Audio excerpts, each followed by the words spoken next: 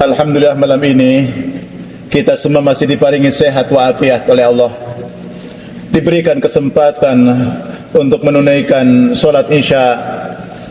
Kemudian kita menunaikan sholat gaib untuk saudara-saudara kita, para ABK KRI Nanggala 402 yang telah gugur mendahului kita, meninggalkan keluarga yang dicintai, istri dan anak-anak mereka. Dan kita berdoa kepada Allah, mudah-mudahan semua amal ibadahnya diterima oleh Allah, dosa-dosanya diampuni oleh Allah, mendapatkan rahmat di sisi Allah, gugur sebagai syuhada yang dijanjikan surga oleh Allah. Mudah-mudahan keluarganya, anak turunannya diberikan kesabaran, diberikan ketabahan, diberikan petunjuk, diberikan kemurahan hati, diberikan lapang dada, sehingga mereka tetap beriman kepada Allah, tetap memegang teguh taat kepada Allah, memiliki jiwa takwa kepada Allah. Itu yang paling penting dan menjadi gambaran, iktibar, nasihat, pelajaran kita yang ada di sini. Satu langkah ke depan kita tidak tahu apa yang terjadi. Satu langkah ke depan kita tidak tahu apa dan bagaimana. Sebab hidup ini penuh dengan rahasia di depan kita.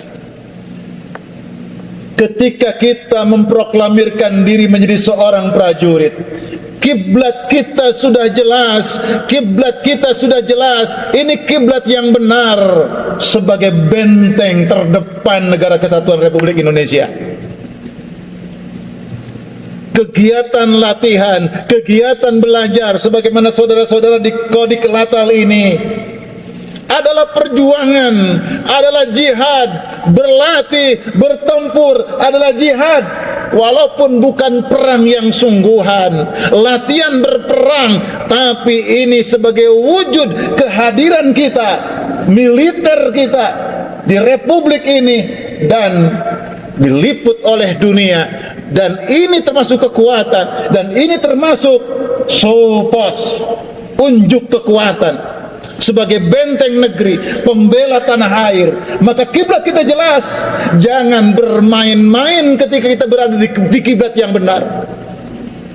Selama kita menunaikan tugas dengan benar, selama niat kita benar, apapun yang terjadi akan mendapatkan barokah dari Allah Subhanahu wa ta'ala.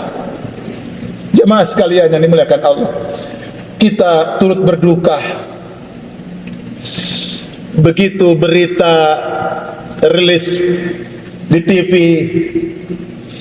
banyak keluarga yang menyampaikan rasa duka, banyak keluarga yang menelepon kami ke rumah.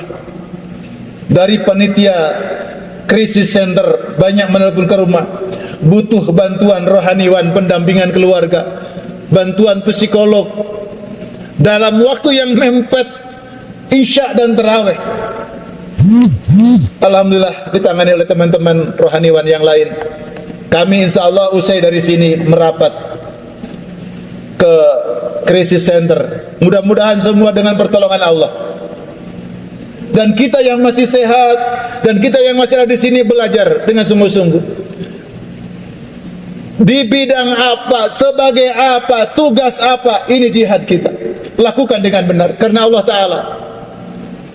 Lakukan dengan benar karena ini adalah kiblat yang benar menuju Allah Subhanahu wa ta'ala. Hadirnya dimuliakan Allah Subhanahu wa ta'ala. Ma asaba min musibatin illa biiznillah. Wa may yu'min billahi yahdi qalbah. Wallahu bikulli syai'in alim. Musibah yang terjadi itu datangnya dari Allah sebagai ujian dan cobaan bagi orang-orang yang beriman. Tidak ada yang buruk. Hakikat dari sebuah musibah itu sebenarnya, tapi kita merasa berat ketika menghadapinya karena kita tidak tahu di balik rahasia yang terjadi.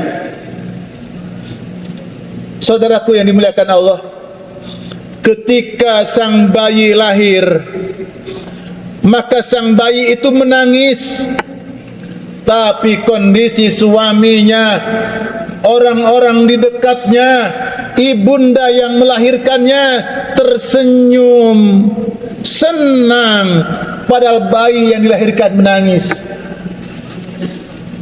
Yang satu tersenyum, yang satu menangis. Ketika pernikahan terjadi, pasangan mempelai tersipu-sipu, tersenyum bahagia, kedua keluarga besar bahagia. Ketika kematian, saudaraku, ada kalanya yang ditinggal meninggal dunia itu keluarganya menangis, menangis.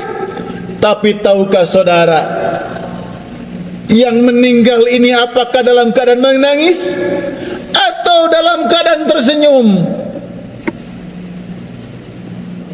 Maka Rasulullah melarang kita meratap dengan tangisan yang sangat, meratap dengan tangisan seolah-olah tidak menerima takdir dari Allah. Kenapa? Kita tidak tahu, jangan-jangan dia meninggal dunia dalam keadaan tersenyum menghadap kepada Allah Subhanahu wa taala. Kami kehilangan dua orang tua. Ayah meninggal lebih awal, setahun kemudian ibu meninggal menyusul. Dua-duanya proses meninggal diberikan koma dalam seminggu. Kami, keluarga saudara, sedih, menangis. Kenapa? 1 minggu tidak sadar, berada di ruang ICU.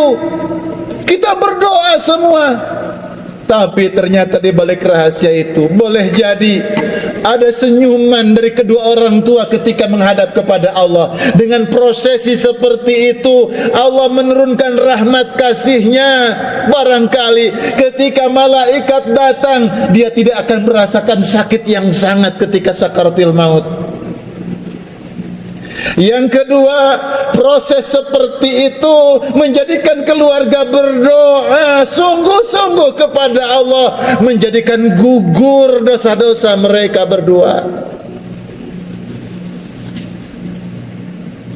Ketika kita menyadari, ya Allah, Engkau Maha Rahman dan Rahim, cara Engkau mengambil kekasih-kekasih-Mu menghadap kepadamu dengan proses apapun, termasuk proses sakit, ternyata Engkau ingin membebaskan setiap dosa, setiap kekurangan, ketidaksempurnaan dalam pengabdian, dalam ibadah. Allah ingin menyempurnakan dengan proses itu.